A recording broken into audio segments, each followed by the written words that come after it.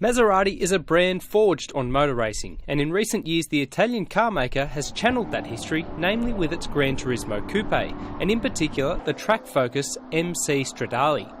However, not everyone wants a hard-edge race car for the road, so for those people Maserati has introduced this. It's called the GranTurismo Trofeo, and it's unique to Australia and New Zealand. So, can it mix the best of both worlds? Let's find out.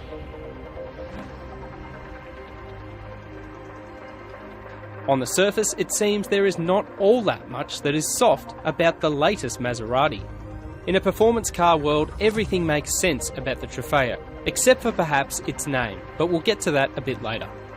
The new model is powered by the same Ferrari-derived 4.7-litre V8 that is found in the MC Stradale, and it sounds amazing.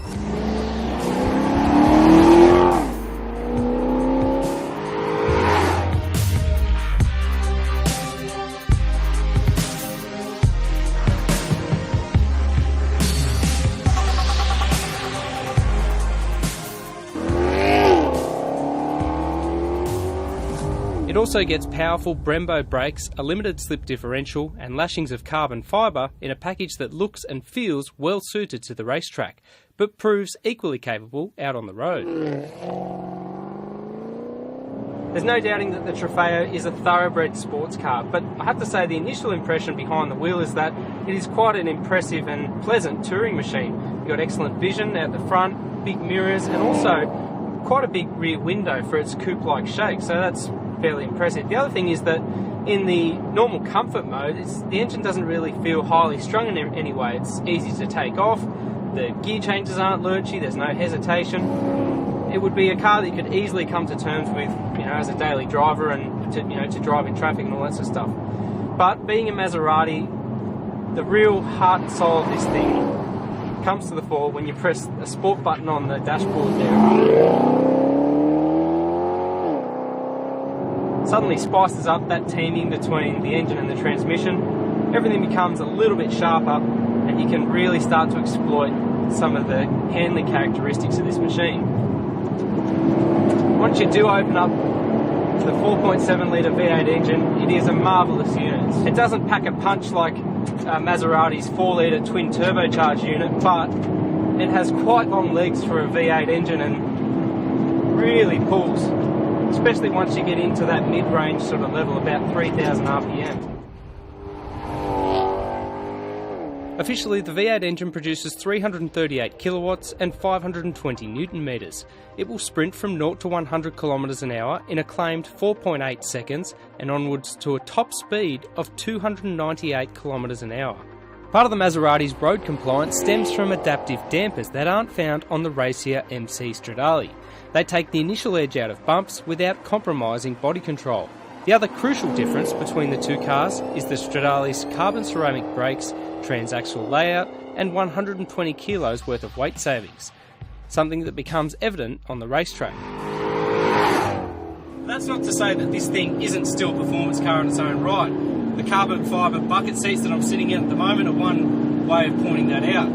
Stick the gearbox into its sportiest setting and the car basically comes alive. It's quite keen to work closely with that 4.7-litre engine. You get lovely blips on the downshifts and it becomes a lot more aggressive than what it is in its basic setting. You also get that glorious note from the bimodal exhaust. It sounds terrific.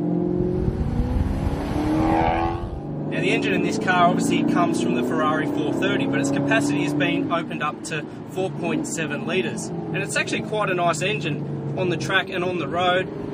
Nice linear power delivery, but in a sportier setting when you want to peak it up a bit, it becomes a little bit more aggressive and really comes to life. Elsewhere, the dynamics of this car are quite easy to come to terms with. It's got nice, accurate steering that's pretty responsive to driver input. The Trofeo is quite a seamless car on a racetrack. With a little bit of reverence with the throttle, it's not a car that steps out or squirms out of corners. Just if you treat it with some respect, it kind of rewards with pace and grace. It's a car that you can really build your confidence up in quickly. I've only done a handful of laps in it now and straight away I feel a lot more comfortable with it than what I did to start with. It's got a nice balance between the front and rear wheels, and it sits quite flat and poised in corners when you want it to.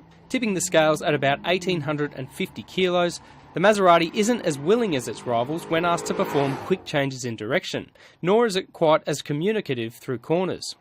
The favourable trade-off, though, is a large and cosseting cabin that will easily accommodate 4 adult passengers, even if its dated styling hardly lives up to the exorbitant price tag.